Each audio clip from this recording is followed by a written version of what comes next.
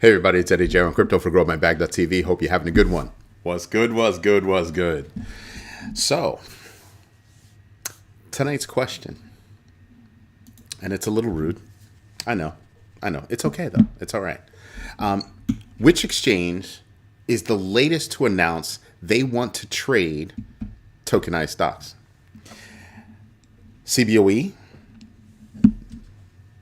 NYSE, NASDAQ, London Stock Exchange. Again, which exchange is the latest to announce that they want to trade tokenized stocks? CBOE, New York Stock Exchange, NASDAQ, London Stock Exchange. Just saying, you might want to put it down there. It's kind of a big deal. And there was a major hack today, massive hack. So basically, when you're writing in JavaScript, there are different packages that you can load up, and these packages are called NPMs. So there was a package put out there because a very well-known developer, their account was hacked. And so this developer, who is highly followed, had a package put up in his name, or their name, because I don't know if it's a man or a woman. Sorry about that. And people downloaded it. And it actually led to about $41 million being stolen from, let me tell you who it was stolen from. Oh man, I just had it. I was just looking at it. It's going to really tick me off. I might have to come back to it. NPM package leading to $41 million theft using social engineering and address swap tactics, prompting audits, and affecting many software wallets. The announcement came from Ledger. No, Ledger was not hacked, but their CTO put the news out there as soon as he found out. And I forgot which one was actually hacked for $41 million. Give me a moment while I check my notes, because it was a massive hack. No, that's a later story. Launches, asset manager, draft files. I was just reading it a little while ago. I can't believe I forget. I mean, I've got like 16 different notes that I had to sift through. Not notes, but articles I had to sift through. Wow, I can't find the exchange. Dang it! Sorry, everybody. I can't find the name of the one that was hacked. I can find it later. But there was a massive NPM hack. Actually, you know what? Maybe I can do it real quick. NPM.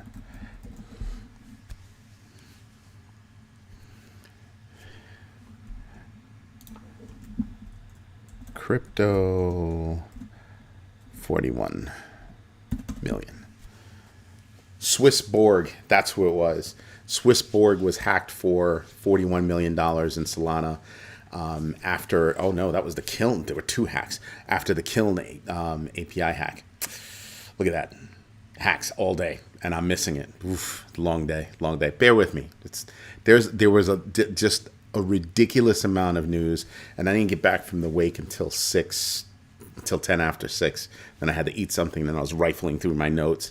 So I missed a couple of things. I apologize. But yeah, you had the Swiss Borg attack, $41 million in Solana lost after a Kiln API hit. But I do believe it was tied to, a piece of it was tied to that NPM thing. But the Kiln API was compromised, affecting 1% of users and 2% of assets. So hopefully they can figure it out and make it right. We'll see what happens with that. We'll have to watch that.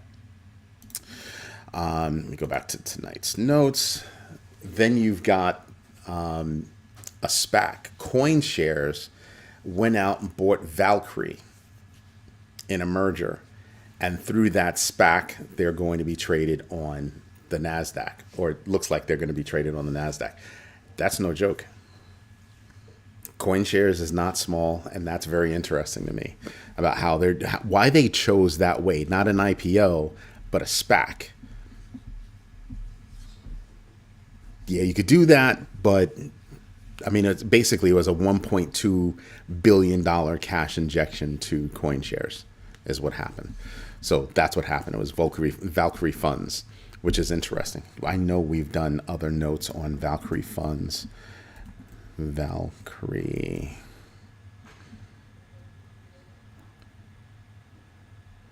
Oh, Valkyrie. There you go. Was it July 9th? Yeah, former CEO of Valkyrie Investments. No, there's Valkyrie Funds and there's Valkyrie Investments, separate entities.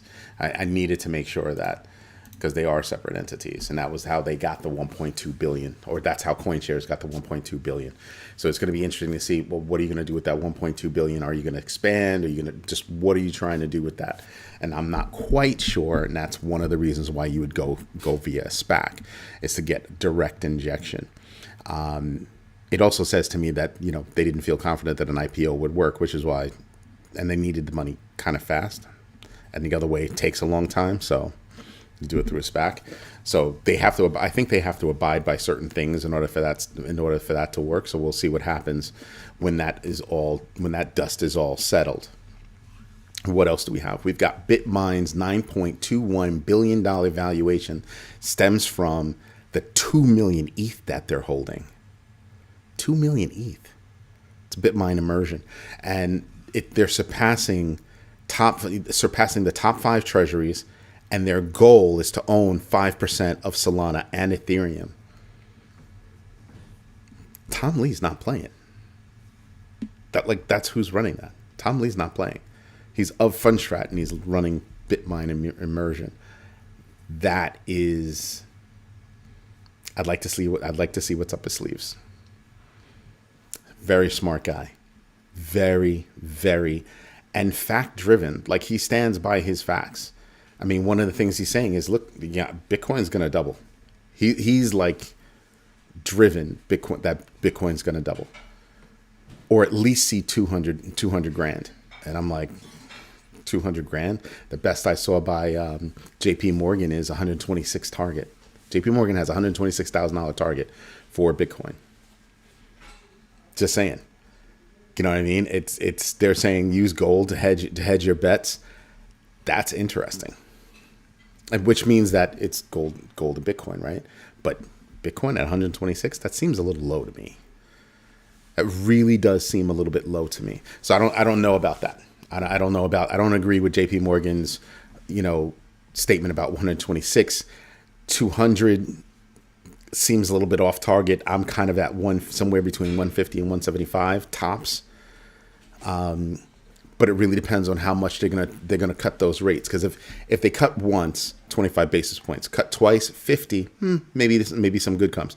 But if they cut 3 times by the end of the year, that could be something. And why would they do that? Continued loss of jobs. Like I said, the last time our job readings happened, it was 22,000 jobs were created. And of those jobs that were created, we were expecting 75.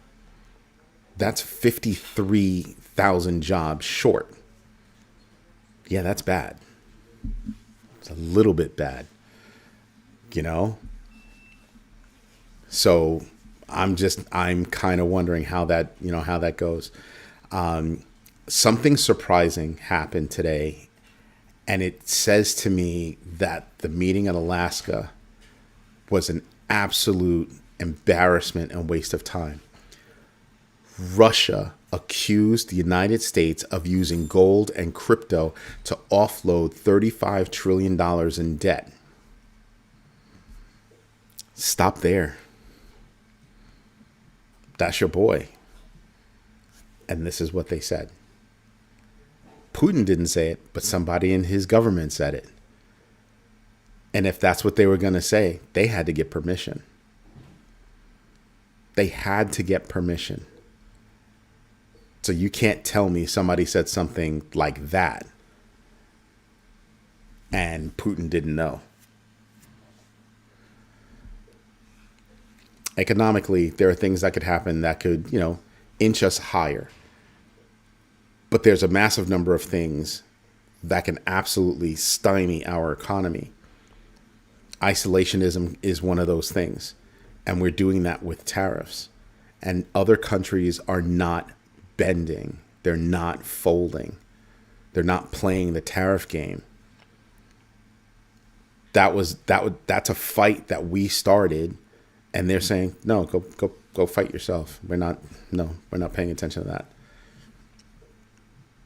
Modi wouldn't take phone calls, but then he flies out to freaking China to go meet with the rest of the world leaders on the BRICS side of the house. Shaking hands, all buddy, holding hands, not even shaking, holding hands with Putin and Xi. And then everybody's standing there posing for a picture, and it's all of the BRICS nations. Wow. So us just sitting here constantly deflating or devaluing the dollar, that's a massive problem. And hello to 8 Pause. Thank you for letting me know you invested in yourself. So yeah, I'm kind of... That's what I'm saying. I don't think it's going to be an easy time. I don't think it's going to be an easy time with the United States. I had to switch over to live chat to actually see 8 Pause.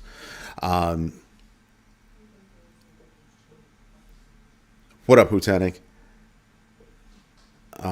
What else do we have? We've got, wait a minute. What else did you say?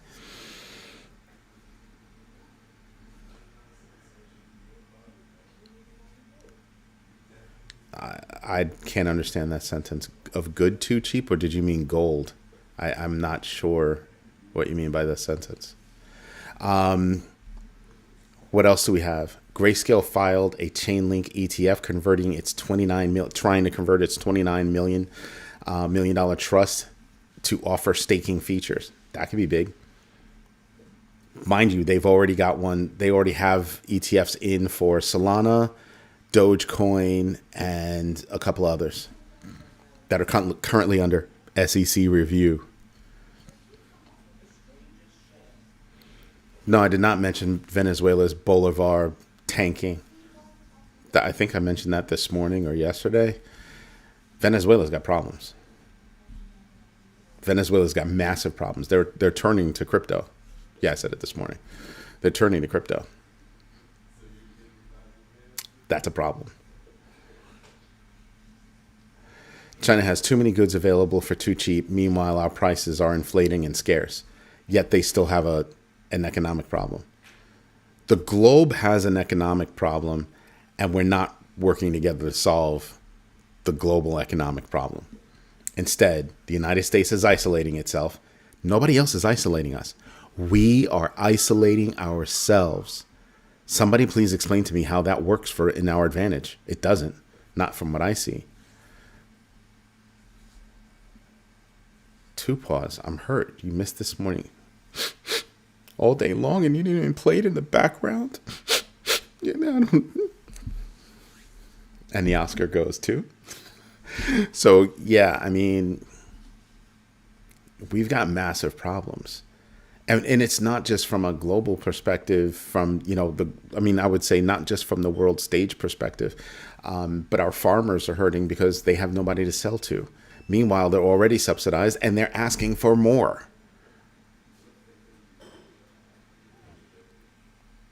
Ain't got no more to give you.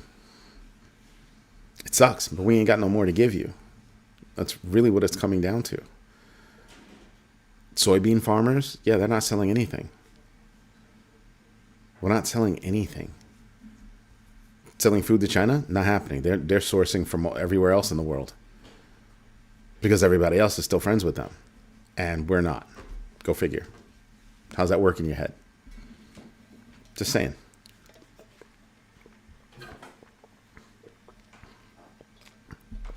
So when I look at this, I'm kind of like, yeah, it's not boding well. To me, it's not boding well. Again, tonight's question, which exchange is the latest to announce they want to trade tokenized stocks? CBOE, NYSE, NASDAQ, London Stock Exchange, or LSE? 4 votes, 1 each.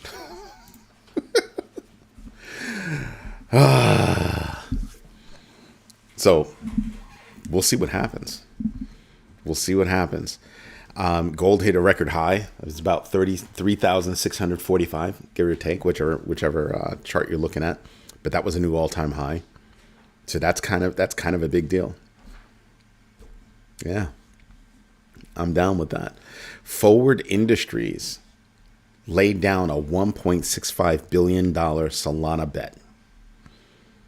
Company is run by Kyle Samani and could make it the largest Solana treasury.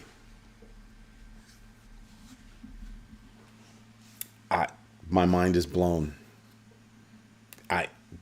People are betting. They're not the only ones that are betting big on Solana. Not wishing it on them. But I hope Solana doesn't run into any problems. Because Solana would tank. If Solana has a network problem, I think if Solana has negative press, like if they release another patch without anybody knowing again, I think that would have a problem. Because any kind of network issue that they have, or anything that points to them being, centralized instead of decentralized, Solana's going to have problems. Although with the latter, they might not tank, but they would drop. So I'm wondering about that. Oh, you hit the wrong button? Too bad. That's not my problem. You take profit into PAX-G. It has worked better than stables with interest. Got to do your math. That's what I would say. Do your own research, know your entries and exits, and absolutely invest deliberately. And that's one path. I'd be exploring other paths, right? Like, can you drop into a stable and make coin? Excuse me. Can you drop into a business? Like, crypto is not the only place where you can make money. I'll say it like that. Crypto is not the only place where you can make money. So many people are stuck on, well, I got to keep it in crypto and I'm going to do it in crypto and blah, blah, blah. Maybe. I would be looking to see, well, how much money do I have, or how much value in crypto do I have? Can I put it someplace like a PAX-G or something like that, where it's probably a little safer, because gold is probably not going to tank the way crypto will in a bad time. I don't think gold is going to tank like that. It'll go down, or it could go down, but I don't think it's going to tank. So the question becomes, is it possible for me to get a loan against that? Take all of my profit, drop it over here, take all my crypto profit, drop it over here, and then see if I could get a loan off of that and live off the loan. And over the life of the loan, does the crypto go up? You'd have to, does that asset go up? We'd have to see what happens. Right? We'd have to see what happens. But I would do the math on, could I take all my value, drop it into PAX-G, get a loan against that PAX-G, take the money as the market drops and buy in down here. And as the market picks up, I have my money making money. Or can I take some of that money and put it into real estate or whatever have you, where my money is making money off of me, and I'm not paying tax on debt? So you'd have to talk to your accountant and all that kind of stuff. Talk to your CPA. Talk to your tax attorney and see how that would work. But I would do my own research, know my entries and exits, and absolutely invest deliberately. Practice the GMB3, and you could possibly be in a good place. You can only move the way, you can move against your wallets, or with your particular risk framework. Develop your risk framework. It's not a small thing. It's a big deal. It's a bigger deal than what people think it is. Right? So that's something that I'd be looking at. The Senate's Responsible Financial Innovation Act proposes dual SEC, CFTC oversight, clarifying governance tokens, and protecting non-fraudulent projects pending bipartisan support. it's also a bill that's supposedly supposed to try to protect developers. Very interesting to me. The VIX is hinting at post-rate cut volatility. Makes sense. That's also what JP Morgan is saying, right?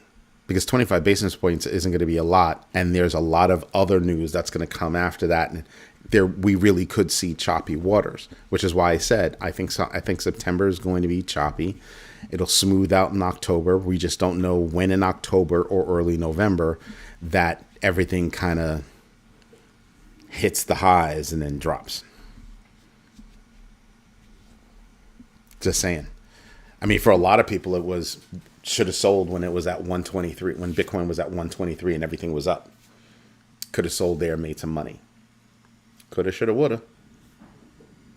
And now we're lingering, going sideways with all kinds of funky news going on, waiting for ETFs to hit. I mean, I think the news of ETFs will pump the market up a little bit with each ETF that comes out. So if you string them along, if you batch them, right, then you could have nice little hits that create that drive up, right? That could be good news, depending on how they release it and how they want to affect the market. You can't tell me that they don't know how they would affect the market. I mean, come on, they know how they would affect the market, depending on how they release that news or approve those ETFs. Because the ETFs are not going to have a direct impact. They're not going to have a direct impact. He's not just going to cut all at once. The market would not respond well to that. It could crash it. Yeah, it could.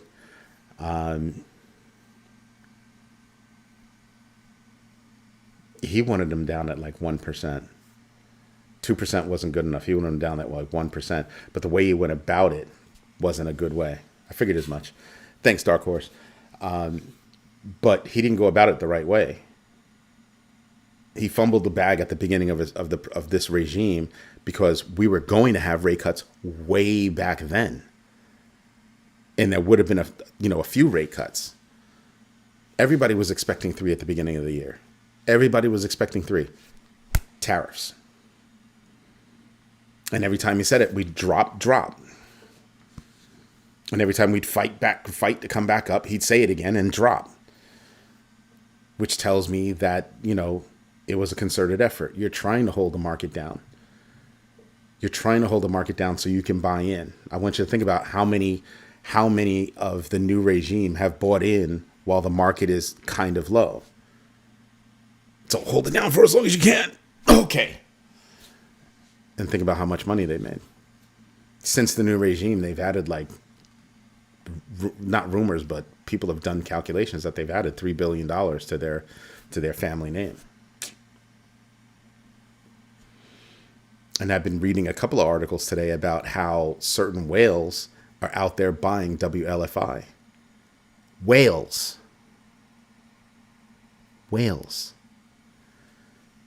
Buying a coin that doesn't do jack. It's not a meme coin, but it's a coin that doesn't do jack. It's a regular coin. No different than like Dogecoin or something like that. Yeah, you could use it, but who's using that? So it's being propped up by whales. That ought to tell you something. Tells me something.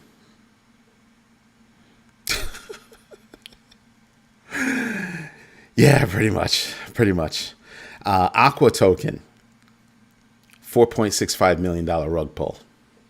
Despite a high audit score and $1 million pre-sale, exposed DeFi transparency gaps as the team vanished after draining Solana funds.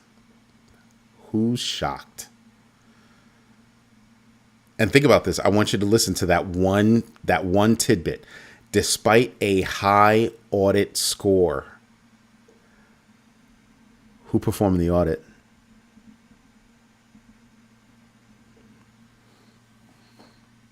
I haven't looked that up yet, but I would like to know who performed the audit. and $4.65 million. That's a nice score. But that sounds like they haven't been doxxed. That sounds like they're hiding behind a veil, right?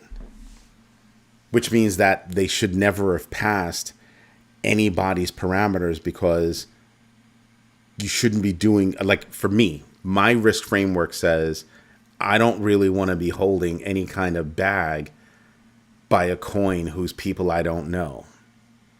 Not personally, but whose names are not out there. So, yeah, that's a problem.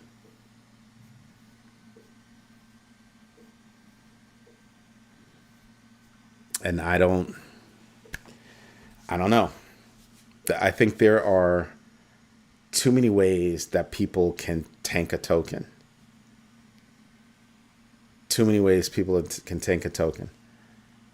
And there are bots out there that are driving things up, and that's how they did it with a bot. And just saying, I mean, it's not even a debatable thing. These are facts. So imagine, like, really? This is what we're doing? Apparently, I mean, we've got to get better at doing our own research. We've got to get better at finding corroborating information. We've got to get better of doing token research, coin research. Who's involved?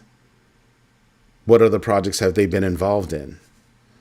Like, basically everybody that's touched Libra or the Jason Derulo coin, any one of the new regime's coins. Yeah, I'm not trying to get in business with you.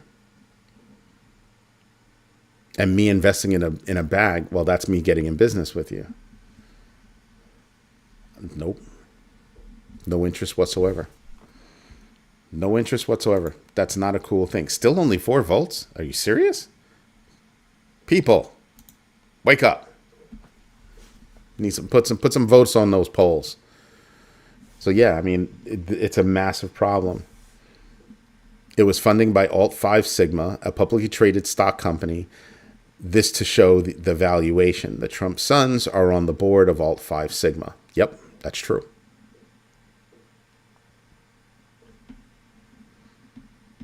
Have you noticed how many places that they are involved?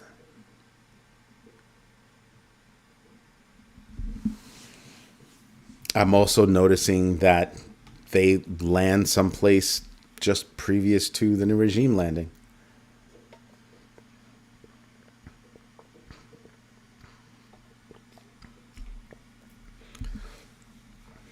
So I'm paying attention to manipulation. And again, these aren't political statements. These are just facts. We're just paying attention to all the events that are happening. And some of these events, to some of us, equate to manipulation.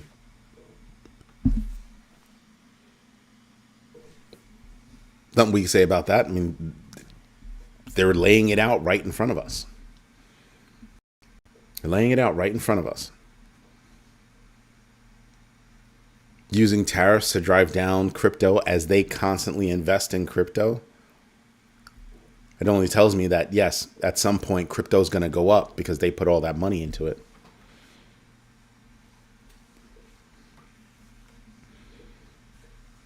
Bills that are in Congress, that are traversing through Congress to allow certain things to happen.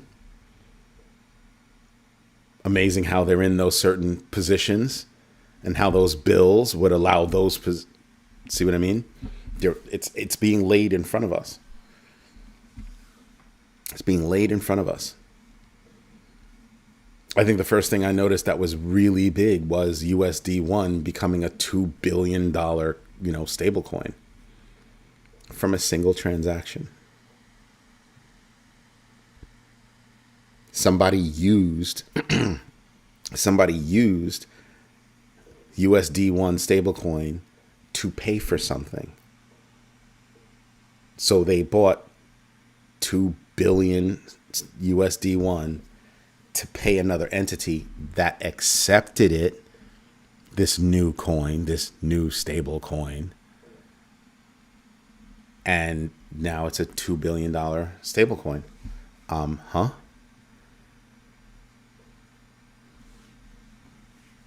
Way to jumpstart. Way to jumpstart. So looking forward, not only am I paying attention to the normal news, but now I've got to overlay everything that I think could be manipulative. That's a lot of work. And that's a lot of work. You've got to note down all the company names to see if they're involved in anything. All the people names to see if they're involved in anything. Across all of the news where they might fall into that bucket. Well, WLFI, as Hutanik pointed out for us, has Alt 5. What does Alt 5 has? Trump sons on the board. So you have a lot of transactions that make you stop and say to yourself, okay, maybe it's not manipulation. Even if you don't call it manipulation, then what is it? A series of events? Then I've got to pay attention to more of that series of events, even if you don't want to use the M word. That's still a lot of work, no? That's still a lot of work that we have to do to mind our bags. It's a massively big deal. That's a massively big deal. So I'm paying attention to all of these things. I'm paying attention to the ETFs that they, I think they put forward an ETF. That's going to be a big deal. And as I look at other things that are going, well, if you're going to talk about rug pulls, I mean, look at the previous coins. You could look at those as rug pulls. I mean, even the coin right now, you release only 24.5% of the coin, and then you lock wallets. I've got to pay attention to those risks. So you hope those risks never get realized, but you've got to note the risk.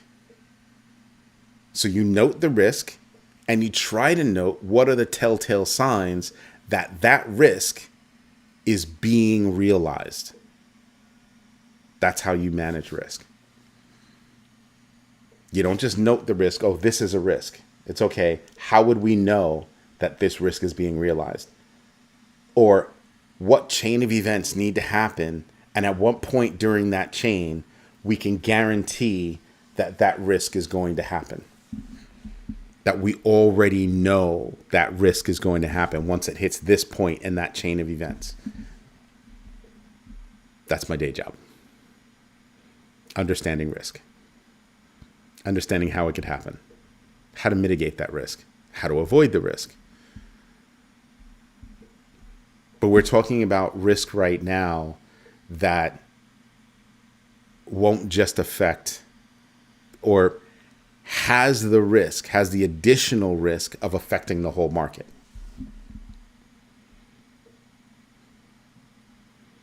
Crazy, right? You never would have thought that until the word tariff came out. And now it's after affecting the market negatively, right? As a country, we're paying the price, because what happens if the United States has to give all that money back? What is it, about $100 billion that they'd have to give back to all those companies? It's not the giving back of the money that I'm worried about. It's the turmoil that I'm worried about.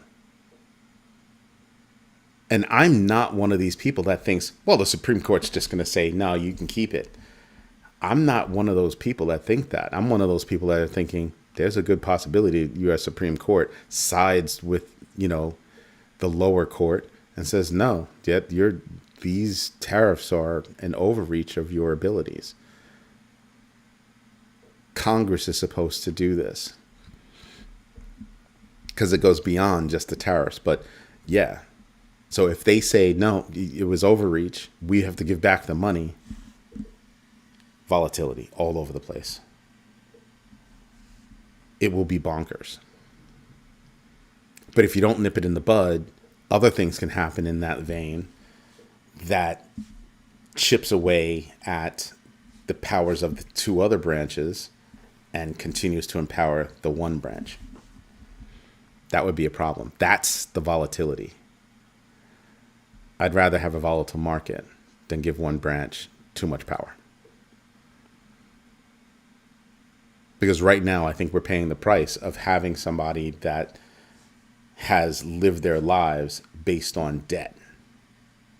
And by the way, not repaying a good amount of that debt.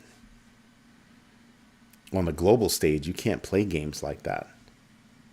It's putting us in a bad position, which personally makes my life harder because I've got to do far more research to figure that out. Not easy. Not easy at all. So yeah, I'm looking at that and I'm kind of like, oops.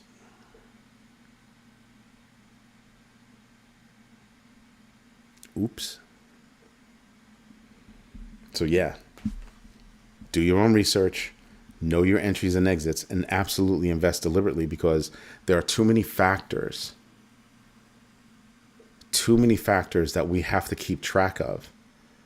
You're going to have to just write it in a spreadsheet or something like that. Start keeping your lists. Start putting numbers on. What are the chances of this risk happening? What are the chances of this risk? And then what the impact of the realization of each respective risk. And then try to track that.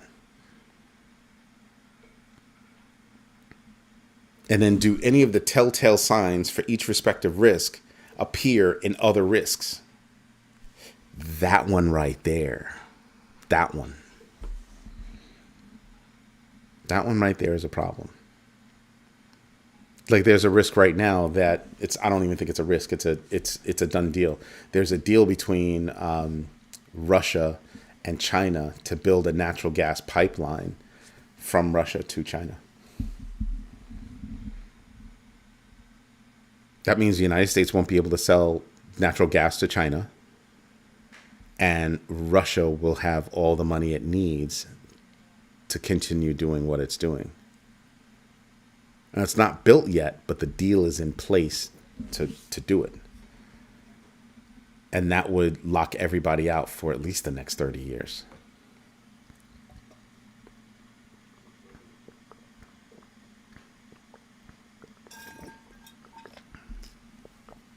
Kind of a problem. We had 10x inflation until 2008. We have 10x from 2008. The amplitude is distorted. It is done. Whatever it is, nothing good. I don't want AI money ever. Not interested. That's where I draw the line. No AI in my finance.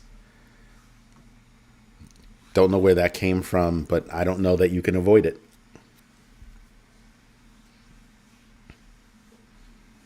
I don't know if you can avoid it. I'm probably going to wind up doing, so AI is hit so hard that I've started looking at templates that people are putting out there, people that are coming off as, I am the agentic pro. And my team and I started looking at some of these templates. And wow. I don't know if you can see behind me, but I've got vibe code fixer on the whiteboard, well, on the blackboard. And it's because a lot of people are out there vibe coding agentic solutions, supposedly, and selling them to businesses. Businesses are happy for like the first little bit until they figure out, oh man, I need somebody to fix it. They're not going to fix it. They don't understand the development, the fundamentals of development, software development. They're not going to fix it. Vibe code fixer. Yeah. Because we started taking in templates and people doing videos on these templates. So we're going to, I think once a week, we're going to take a template and we're going to already have it done and we'll show you the template that it's somebody else's template, because we're not going to do this. And we're going to point out where that template fails, why that AI fails, and why it's inefficient, why it's going to cost you money, how it's going to cost you money, and how you'd fix it. Because everybody that's out there, I'm looking at this and I'm just going, wow, that's not how it works. My company, we use AI every day, but we also write software every day. So we have a bunch of developers that actually know how to develop artificial intelligence solutions. When I talk about indirect effect on your bags, let me tell you, you think you can avoid them in your finances. Good luck. Your bank is using AI. Almost all the financial institutions out there are using AI. You're not avoiding it. You better learn it. You better look to see who's implementing it properly. Pay attention to that MIT report that came out. It was a study that came out of 300 companies polled. 95. They said 95% of their projects, their pilot projects, fail. So only 5% work. So did you not think it through? Did you not know what you were doing? Did you not understand the risk? Like, where did you fail? Or was it multiple points where you failed? Yep. Yeah, using it responsibly is not difficult. But we're at the stage now where we're not going to avoid it financially. We're going to have to figure out how to implement it properly, which one of the businesses that we're working with has implemented it properly, and see if we can continue to work with them. That's where we are. That's literally where we are. Unavoidable.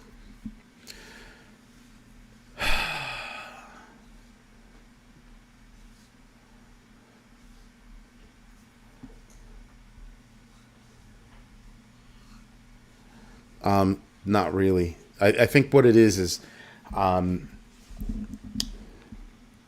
people seem to lump AI or wrap everything around AI or wrap AI around everything, and it's not. I'm not going to use artificial intelligence to necessarily do math for me. Right? I can use a calculator for that. I can use an algorithm for that. There's all kind of math things that I can do for that. What I can do is I can ask AI to figure out what the best algorithm could be. Right? Like, somebody had an idea that how we calculate plasma is incorrect. So then they used AI to help them process that theory. And it looks like they're proving that theory correct. But it wasn't that AI discovered it. It was that somebody had an inkling and then used AI to prove it out, to help them prove it out, as a matter of fact. But you have different tools that people can use, and they all put it under AI. And it doesn't quite work like that. There's artificial intelligence, the various flavors of our artificial intelligence, on top of automation and on top of other tools that come together to create this package.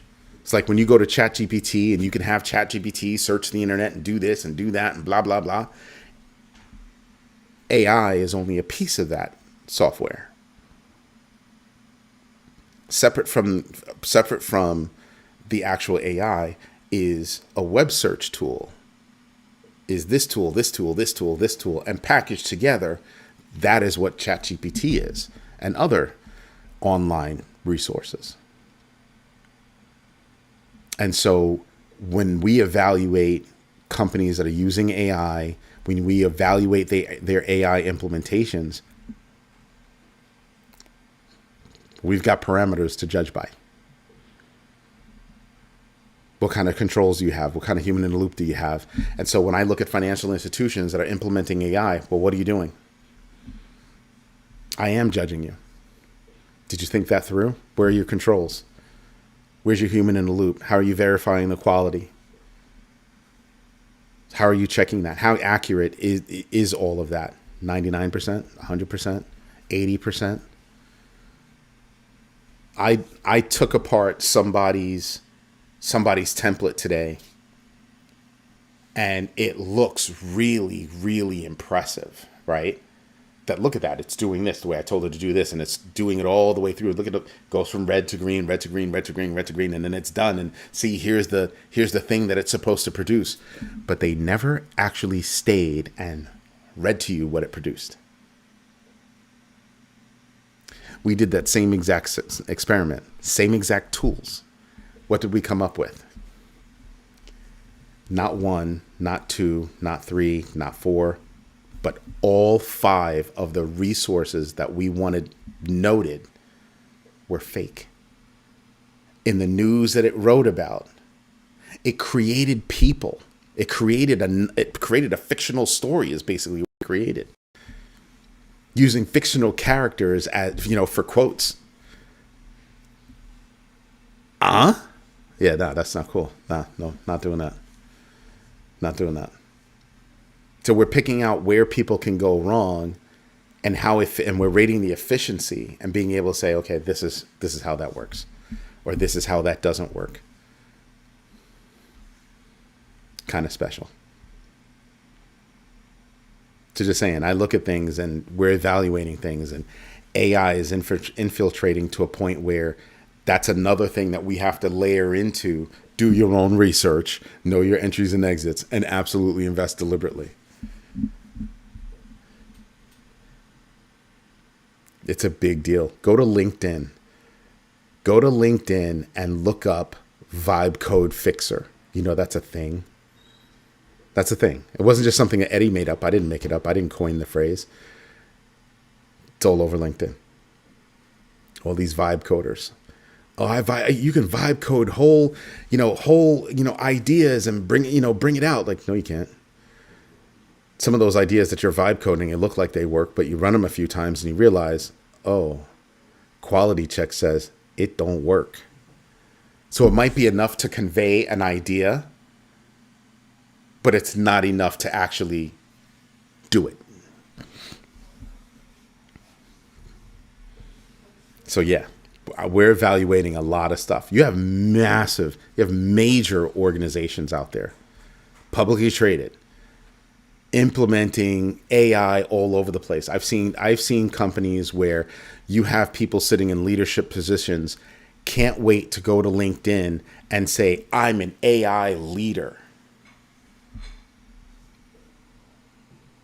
Please tell me how you're an AI leader. What have you implemented that's been successful? Not your team, you. What did you implement that is so successful? Oh, well, I hired the people that implemented that. I approved the budget. You did not implement jack. So who was there to evaluate what you're going to do? What was the impact? What's the return on investment? I told one of my clients that, and they just sat there and they're like, "Oh, we don't have to worry about that. You're spending money. Return on investment. Oh, it's such a hot topic. We're not going to have to worry about budget." I didn't mean that you had to worry about budget.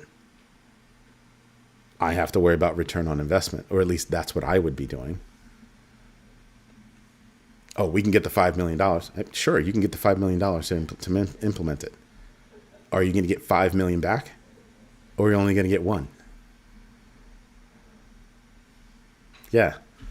So we're looking at how companies are implementing that. And we're looking to see how AI is being leveraged in the crypto space. We're already looking at how AI is being leveraged in the metaverse. That's a big topic for us in the Metaverse Standards Forum. Let me tell you, that's a badass forum. We're working alongside people from NVIDIA, Microsoft, Meta. We're working alongside companies around the world discussing the metaverse. People are sitting around going, metaverse is dead. And I'm sitting here laughing. because I have meetings on my calendar discussing the metaverse, interoperability, standards, all that stuff. So I just crack up. I literally just crack up.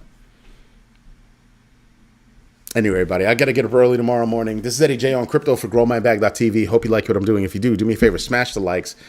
Tell everybody about us because this is a very important community and I want to keep growing.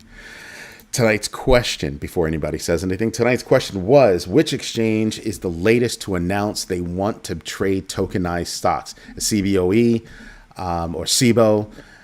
That's actually the name, CBO. New York Stock Exchange, NASDAQ, London Stock Exchange. It really is the NASDAQ.